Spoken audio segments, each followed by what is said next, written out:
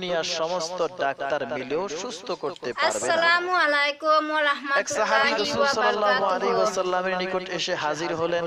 এমন অবস্থায় আসলেন যে তার অনেক ব্যথা ছিল। তখন রাসূল সাল্লাল্লাহু আলাইহি ওয়াসাল্লাম ওই সাহাবীকে এই দোয়াটি শিখাইলেন, তোমার ব্যথার স্থানে হাত রেখে 3 বার বিসমিল্লাহ পড়ো। অর্থাৎ পুরো বিসমিল্লাহ না পড়ে শুধু বিসমিল্লাহ বিসমিল্লাহ বিসমিল্লাহ এভাবে 3 বার পড়ে অতঃপর 7 বার এই দোয়াটি পড়ো, আউযু বিল্লাহি ওয়া কুদরাতিহি মিন শাররি মা আজিদু ওয়া উহাযিরু। সহিহ মুসলিমের হাদিস। অনেক বড় বড় বুজুর্গ এবং উলামায়ে কেরাম ব্যথার জায়গায় হাত রেখে এই দোয়াটি পড়ে ফুঁক দেন, আল্লাহ পাকের হুকুমে ব্যথা ভালো হয়ে যায়।